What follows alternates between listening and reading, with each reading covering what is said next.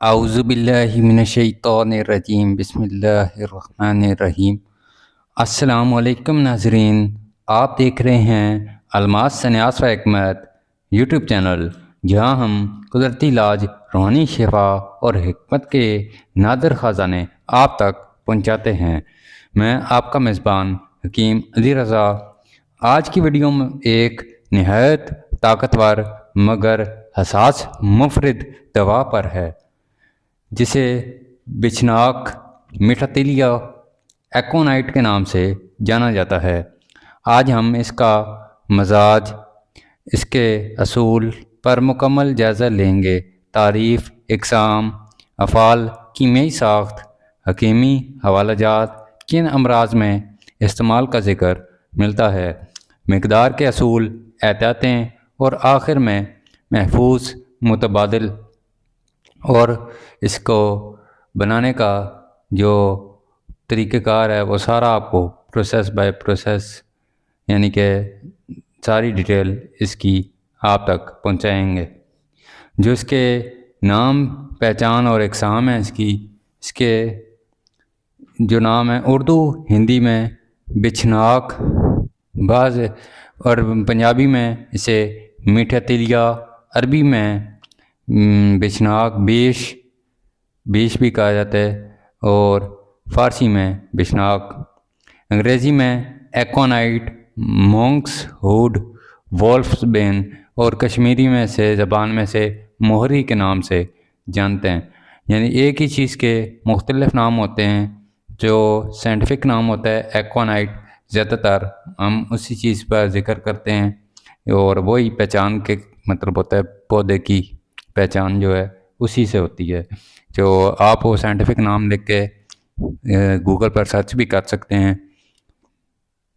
ایکونائٹ نیپالوس، زیادہ تر عام اقسام جو ہیں، اہم اقسام اس میں جو ہیں ایکونائٹ نیپالوس، ایکونائٹم فیروکس، ایکونیٹم ہیٹروفائلم، یہ 3-4 قسم کی ہوتی ہے۔ تو جو سب سے عام استعمال میں آتی ہے وہ ایکونیٹم نیپالوس ہے۔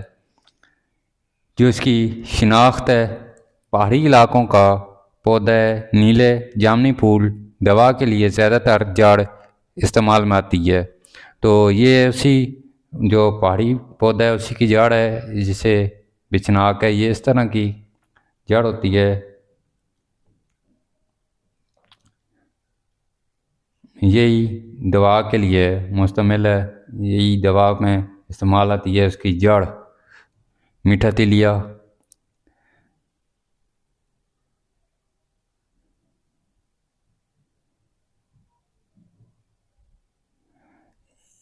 جو اہم بات ہے اس میں، ایکونائٹ میں اہم بات، میٹھا ہونے کا مطلب صرف یہ ہے کہ اسے خطرناک سمجھا گیا، خطرہ ختم نہیں ہوتا، یعنی کہ یہ میٹھا، اس کا زہر جو ہے وہ مطلب اس کا ذائقہ جو ہے وہ میٹھا نہیں ہے، ذائقہ اس کا الگ ہے۔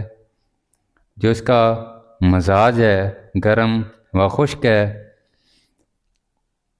یہ آپ دیکھ سکتے ہیں، آپ کو پہچان کرواتے ہیں، یہ اس طرح کی جڑیں ہوتی ہیں۔ یہ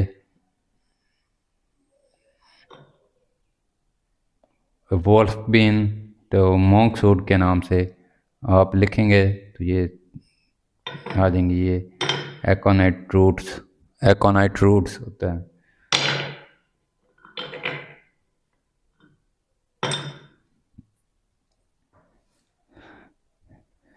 تو جو اس کا مزاج ہے گرم خشک ہے، یعنی کہ تحلیل کرنے والا، بلغم، سوزش کو گلانے والا، درد کو دبا کر حرارت سے تحلیل کرتا ہے۔ خشک جو اس میں اثرات ہیں اس کے مطابق رطوبت کو کم کرتا ہے، ترشحات کو سکھاتا ہے، اعصاب پر قابض اثر ہے۔ جو یقیناً نتیجہ اس میں جو ہے امراض میں زیادہ تر، یعنی کہ سردی اور تری کے جو امراض ہیں ان میں یہ بہترین کام کرتی ہے، کیونکہ اس کا مزاج گرم خشک ہے۔ مگر شدت کے باعث مقدار نہایت قلیل ہونی چاہیے، یعنی کہ جو اس کی مقدار ہے وہ نہایت قلیل ہے۔ جو اس کے فنکشن ہیں، روایتی افعال جو ہیں، مسکن درد، شدید اعصابی و سرد درد میں وقتی سکون کے لیے اینالجیسک کے طور پر کام کرتی ہے۔ سرد و تر مادوں کو تحلیل محلل بلغم و رطوبت ہے، یعنی کہ بلغم اور رطوبت کو تحلیل کرتی ہے۔ سرد و تر مادے یعنی کہ جو ہوتے ہیں زائد ترشحات کو کم کرتی ہے، یعنی کہ جو بھی ایسڈ ہوتے ہیں زیادہ ان کو کم کرتی ہے۔ قابض و مجفف جو ہے مقوی اعصاب ہے قلیل مقدار میں، مگر زیادتی میں اعصاب کو نقصان دیتی ہے۔ جو اس کے گرم خشک مزاج کے تحت یہ دوا حرارت سے جمود کو توڑتی ہے اور خشکی سے رطوبت کو کم کرتی ہے، اس لیے سردی سے پیدا شدہ درد و نزلہ میں ذکر ملتا ہے۔ جو اور ہومیوپیتھی میں سب سے پہلی میڈیسن ہے جو ایکونائٹی پڑھائی جاتی ہے، اور ایکونائٹ سب سے عام استعمال ہونے والی دوا ہے ہومیوپیتھی میں۔ جو اس کی کیمیائی ساخت ہے، کیمیکل اجزاء ہیں، جو اہم الکلائڈز جو ہیں اس میں، جو اس کا سب سے خطرناک الکلائڈ ہے ایکونیٹین، یعنی یہی سات کچھ جو ہے سات بچناک کہلاتا ہے ایکونیٹین۔ جو ایکونیٹین ہے سات بچناک یا سات میٹھا ٹیلیا کے نام سے یہی جانتا ہے۔ جو اس میں دوسرے اجزاء ہیں میزیکونیٹین، ہائپاکونیٹین اور بینزو لیکومنائن، یہ 3 قسم کے ہیں۔ جسم پر اثر جو ہے سائنسی خلاصہ جو ہے اعصابی سگنلز میں مداخلت جو ہے اس کی اعصابی سگنلز جو ہوتے ہیں نیورونز جو ہوتے ہیں ان میں ان کا اثر ہے۔ سنسناہٹ بے حسی میں اس کا اثر ہے۔ دل کی برقی سرگرمی متاثر، دھڑکن بے ترتیب ہوتی ہے جو ان میں اس کا اثر ہے۔ زیادہ مقدار سانس میں رکاوٹ، شدید زہر حتیٰ کہ موت تک اس سے واقع ہو سکتی ہے۔ تو ہمیشہ جو ڈیٹاکسیفائی ہوئی ہوئی اور شدھ جسے کہتے ہیں مدبر ہوئی بھی وہی استعمال میں لانی چاہیے۔ اس کے گرم اجزاء تحلیل پیدا کرتے ہیں، مگر یہی تیزی زہر کا سبب بھی بنتی ہے۔ خشک خاصیت رطوبت کو کم کرتی ہے، مگر اعصاب کو سکیڑ سکتی ہے، یعنی کہ خشکی کی وجہ سے اعصاب جو ہوتے ہیں نیورونز جو ہوتے ہیں جو بھی اعصابی نظام ہوتا ہے وہ سکڑ سکتا ہے۔ اسی لیے نہایت قلیل مقدار استعمال کی جا سکتی ہے۔ جو اس کے روایتی حوالہ جات ہیں، قدیم اتباع نے لکھا ہے قلیل میں دوا کثیر میں ہلاکت۔ تو ناظرین ہم جتنے بھی زہر دکھاتے ہیں یا جو بھی اس طرح کی دوائیں جو سنیاس میں کیمیا میں استعمال ہوتی ہیں ان کی مقدار نہایت قلیل ہوتی ہے، یعنی کہ جو بھی ڈوز ہوگی وہ 10 mg 20 mg سے 100 mg 125 mg تک ہوتی ہے ان کی ڈوز۔ تو کم سے کم مقدار میں یہ دوا کا اثر رکھتی ہے، زیادہ مقدار میں زہریلا اثر دکھاتی ہے۔ آیورویدک میں بھی اسے شدھیکرن کے بعد استعمال کی اجازت ملتی ہے، یعنی جانوروں کے لیے زہر اس کی خطرناکی وولفسپینز یورپ کا تاریخی ثبوت، یعنی کہ یورپ میں یہ بہت استعمال ہوئی ہے تاریخی جو اس کا استعمال ہے، اور اس کو جو ہے آیورویدک میں بھی مطلب مصفہ کر کے مدبر کر کے استعمال کیا جاتا ہے۔ شدید الادویہ ہمیشہ مزاج کی موافقت، مقدار کی قلت اور ماہر کی نگرانی کے ساتھ استعمال کی جائیں۔ یہ سب روایتی حوالے ہیں، خود علاج نہ کریں۔ سرد و تر درد میں اس کا استعمال جو ہے آدھے سر کا درد، سردی سے بڑھنے والا سر درد، نیورولوجک یعنی کہ اعصابی درد، قلیل مقدار میں وقتی سکون، جو سرد نوعیت کے امراض ہوتے ہیں، نزلہ، زکام، بھاری پن سر کا جو ہوتا ہے وہ بند ناک، پانی دار رطوبت، گرم و خشک دوا رطوبت کو تحلیل و تجفیف کرتی ہے۔ سرد مزاج، بخار کی بعض صورتیں محدود حوالہ جات یعنی کہ جو ہیں اس کے کچھ جوڑوں کے درد سردی سے تحلیل مادہ سے کے اصول پر وقتی آفاق کا یعنی کہ جو جوڑوں کے درد ہوتے ہیں اس میں مادہ تحلیل کر کے وقتی سکون دیتی ہے۔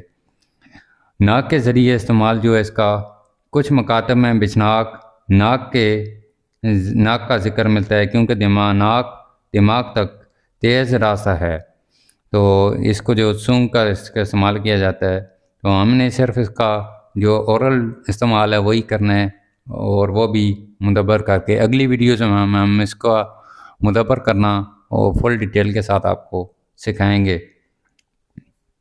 گرم و خشک دوا سرد رطوبت کو فوری تحلیل کر سکتی ہے، لیکن یہی تیزی اسے انتہائی خطرناک بھی بناتی ہے۔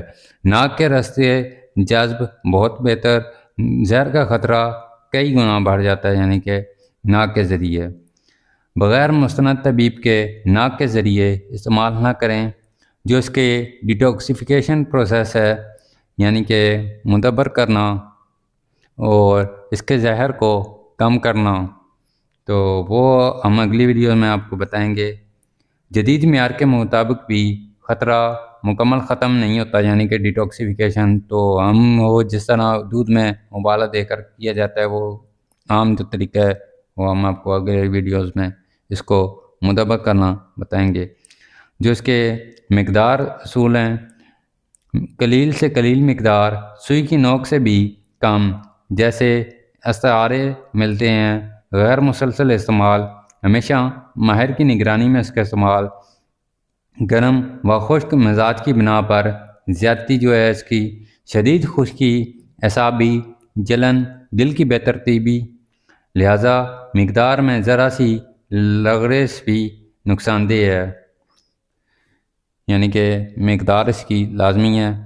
تو ناظرین، جو اس کے ممکنہ نقصانات ہے، جو اس کی ٹاکسیسٹی ہے، زبان، ہونٹوں میں سنسناہٹ، جلن، دل کی دھڑکن، بے ترتیب، متلی، الٹی، چکر، سانس میں رکاوٹ، شدید صورت میں موت۔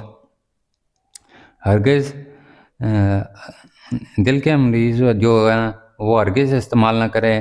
حاملہ یا دودھ پلانے والے خواتین، بچے، بزرگ، ہائی بلڈ پریشر یا دل کی بے ترتیبی والے جو مریض ہیں وہ اس کا استعمال نہ کریں۔ بغیر مستند طبی نگرانی کے کوئی بھی شخص اس کا استعمال نہ کرے۔ جو اس کے محفوظ متبادل ہیں، یاد رکھیں گرم و خشک ہونے کے باوجود یہ دوا نہایت خطرناک ہے۔ جو اس کا مزاج ہے چوتھے درجے کا گرمی خشکی والا ہے۔ صحیح ہاتھ میں قلیل مقدار میں وقتی فائدہ، غلط حالت میں ہلاکت۔ تو ناظرین، اگلی ویڈیو میں ہم اس کے مدبر کرنے کا پورا طریقہ آپ تک لائیں گے، اس کے نسخہ جات وہ آپ کو بتائیں گے۔ تو ناظرین، اگر آپ کو یہ ویڈیو ہماری پسند آئی ہو تو ہمارے چینل علامات سے نیاز و حکمت کو سبسکرائب کریں، شیئر کریں اور ویڈیوز کو لائک ضرور کریں۔ اس طرح کی مزید ویڈیوز ہم آپ تک لاتے رہیں گے۔ تو بہت جلد ہم پریکٹیکل ورکشاپ، پریکٹیکلز کرنا کچھ سازی سکھائی جائے گی اسی چینل میں۔ آپ کو معدنیات کی پہچان، جڑی بوٹیوں کی پہچان اور ہر طرح کی کشتہ سازی، سنیاسی کشتہ جات آپ کو بتائے جائیں گے۔ اگر ویڈیو پسند آئے تو ضرور لائک کریں۔ اللہ آپ کو صحت عطا فرمائے۔ اللہ حافظ ناظرین۔